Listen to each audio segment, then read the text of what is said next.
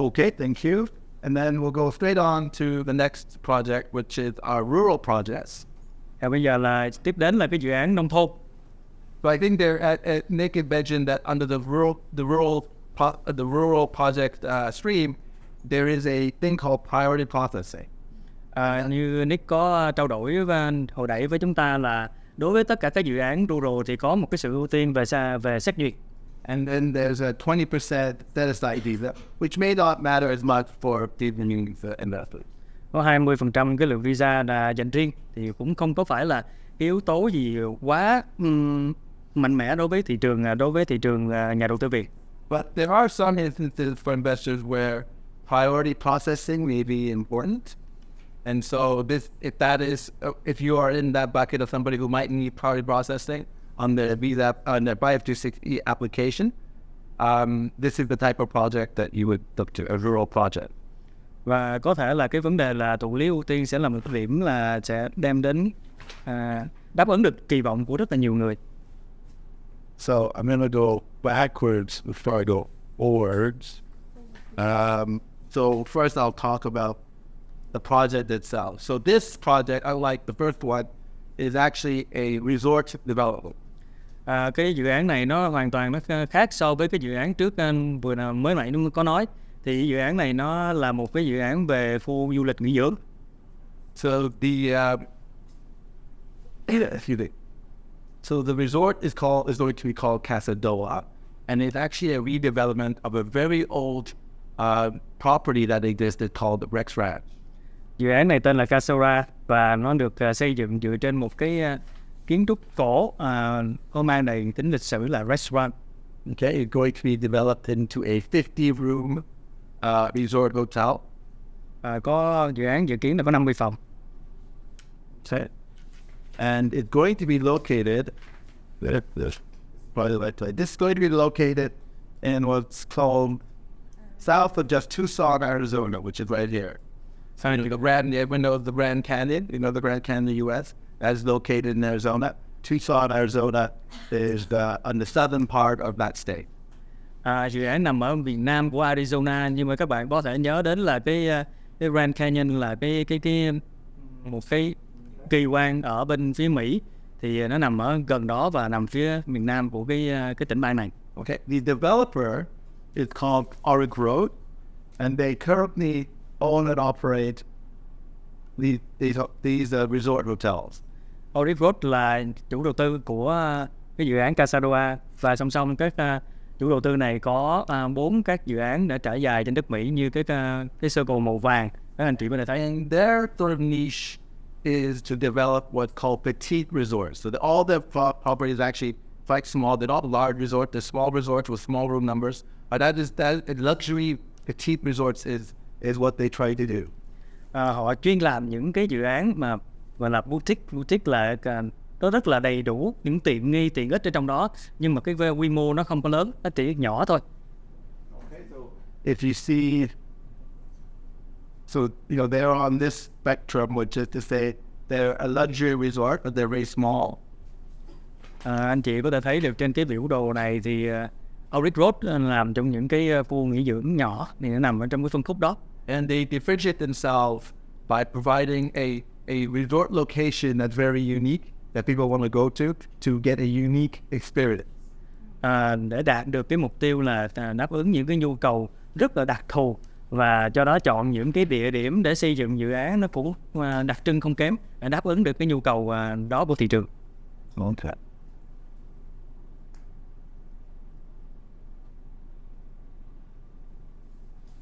So a little bit about Tucson, Arizona. It's a tourist destination, and air transportation to the Arizona area is very easy.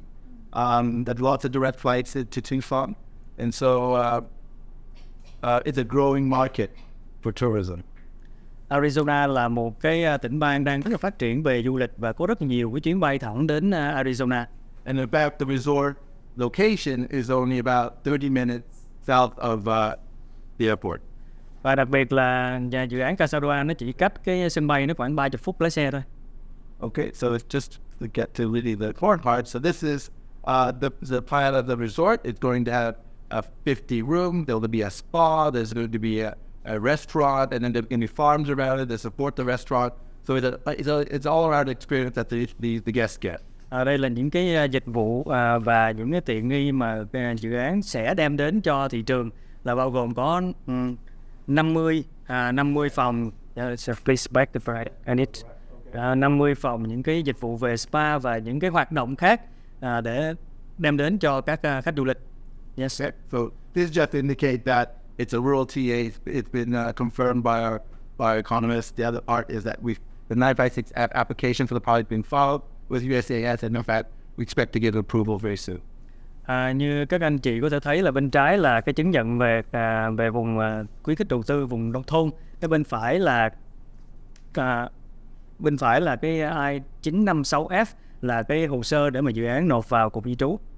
Okay. To the most important part, which is this project, E5 project, is a senior secured loan. So the only lender to the project is the E5 loan. So no one standing in front of the E5 loan. Trong cái cấu trúc vốn thì cái senior loan là cái vốn vay cao cấp thì là EB5. Đó đã ở cái dự án này thì EB5 đã trở thành cái vốn vay cao cấp và không có một cái vốn vay nào đứng trước đó cả. So the EB5 loan will be secured by a first deed of trust on all the property and all the assets of the developer. Và vốn vay này được đảm bảo từ bên phía chủ đầu tư, tài sản của chủ đầu tư. Okay. The loan term is 5 years plus one year extension that the developer has. Thời hạn vay thì nó bao gồm có 5 năm và cộng 1 có thể gia hạn. And importantly, the developer had provided what's called a completion guarantee, a guarantee that they will complete the project, and that actually give as a personal guarantee from the owners of Oric Road, which is the developer. Oric Road và chủ đầu tư là bản thân ông chủ có thể là bảo lãnh việc hoàn thành dự án như đúng tiến độ. So the total amount of EB5 fund we try to raise is 22.4 million, which is 28 investors, and right now we've been in the middle of the offering, and so we've actually already have about more than half of the spots filled. 28 suất đầu tư đối với dự án này, và hiện tại là đã hơn một nửa đã đạt được rồi. Thì cái tổng vốn vay nó 22.400.000 như các anh chị thấy trên cái biểu đồ. Quickly about the project timeline. It was purchased back in 2017, and one funny thing, I think they're projected to open the hotel. It's probably not quite November now. I think it's going to be February 2026. Cái tiến độ này đó bắt đầu khởi động từ 2017, và con số ở đây thì có thể là chưa cập nhật. Thì hiện tại thì chúng tôi cập nhật đến quý 2 năm 2026 là sẽ khai trương hoạt động. Okay. On the issue of jobs, we have a job report which indicates that this project will develop 400 and close to 450 jobs. We need 280 jobs, and so there's more than enough jobs created, and the buffer is 60% more than we actually need. Theo cái báo cáo nộp vào cục di trú thì dự án này dự kiến sẽ tạo ra là gần 450 công việc. Như vậy thì đối với quy định là 280 công việc đối với 28 suất đầu tư, thì chúng ta đang có cái sự thặng dư, cái số lượng công việc thặng dư là khoảng 60%.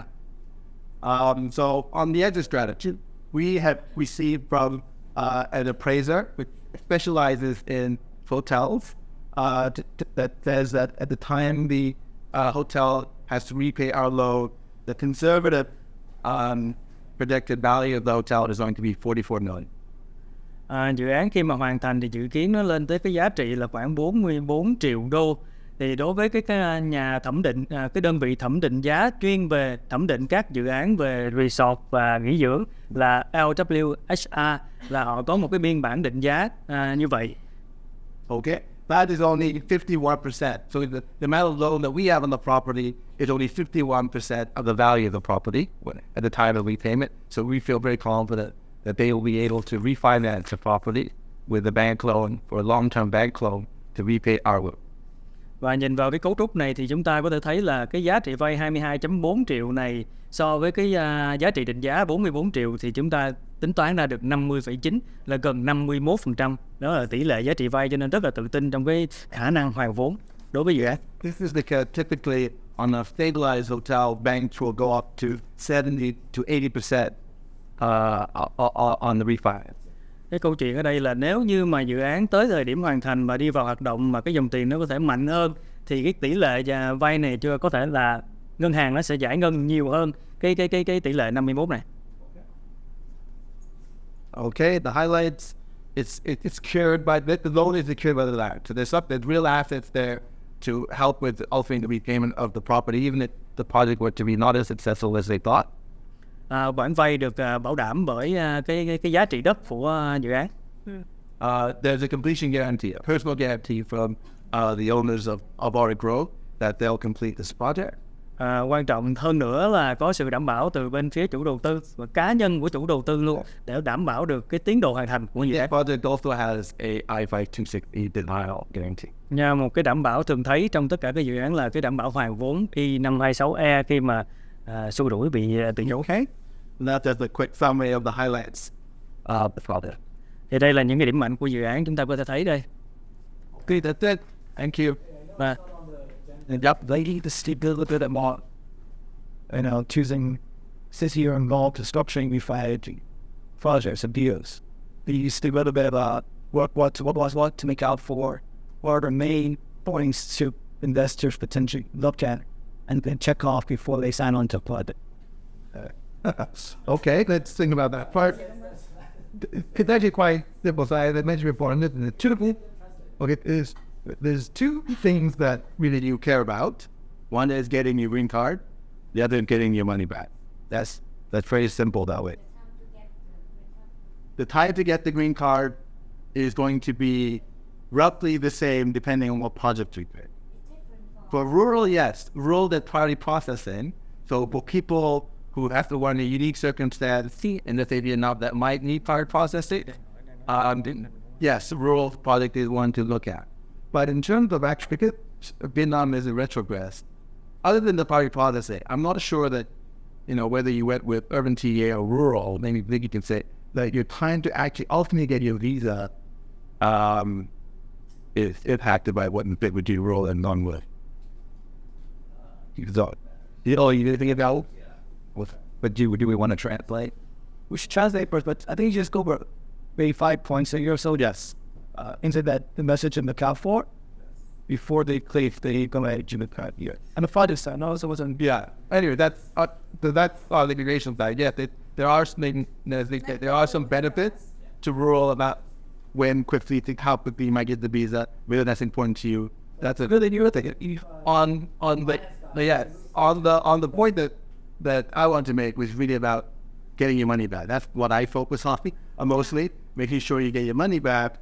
Really, I think to me the most important thing is one, is the developer going to be able to execute on what they say they'll execute, but what is the nature of the project? Who is the developer?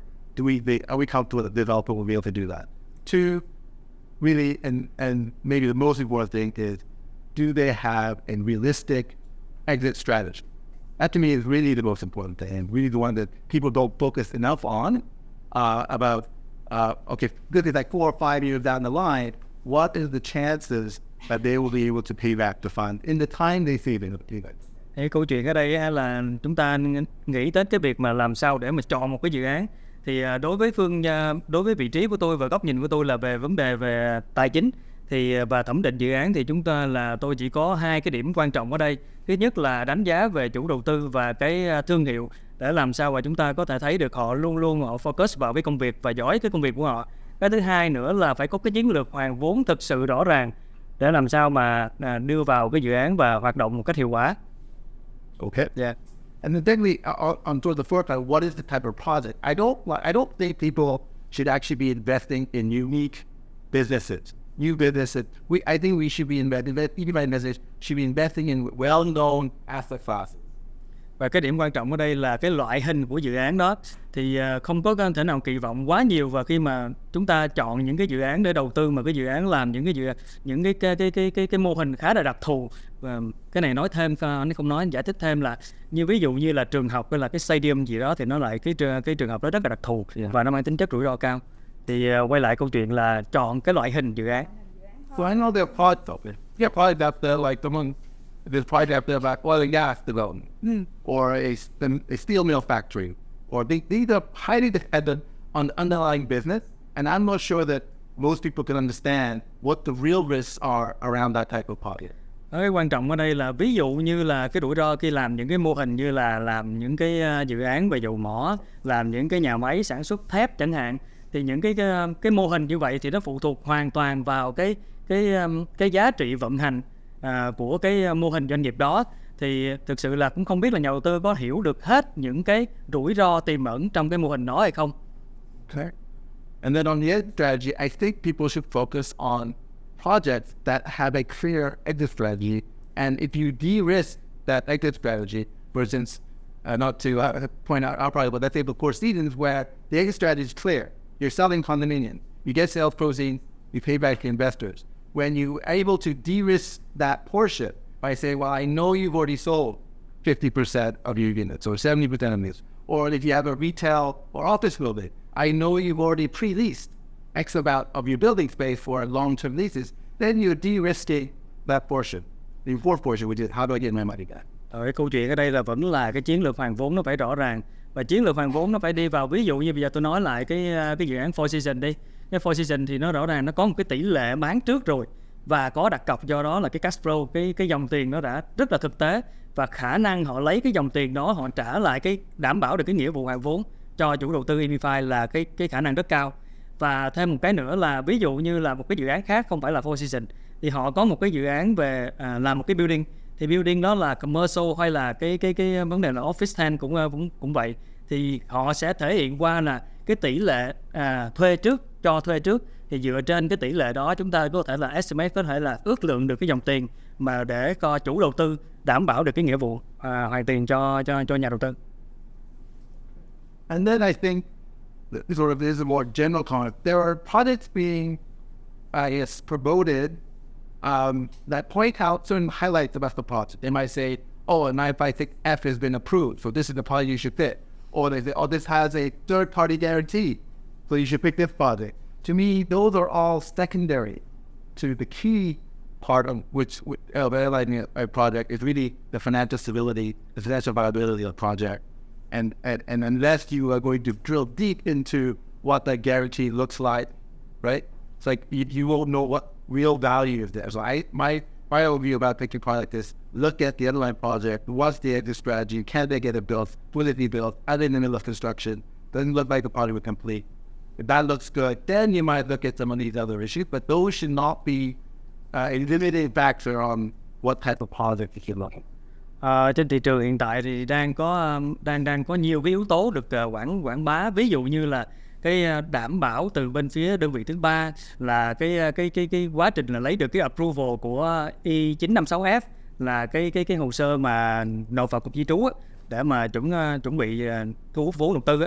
Thì những cái yếu tố đó thì bây giờ đang được quảng cáo rất là nhiều. Tuy nhiên đối với tôi thì những cái tiêu chí đó chỉ là tiêu chí thứ cấp thôi.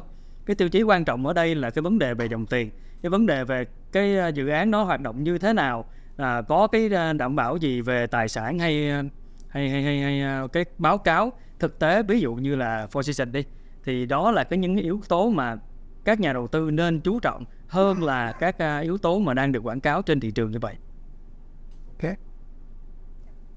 We did a whole seminar on the facility this week. We went on 2 hours so. With quick start. Nếu các anh chị đặt câu hỏi về chương trình thì có luật sư Chú Nikolai. Các anh chị đặt câu hỏi về dự án thì sẽ có luật sư TJ.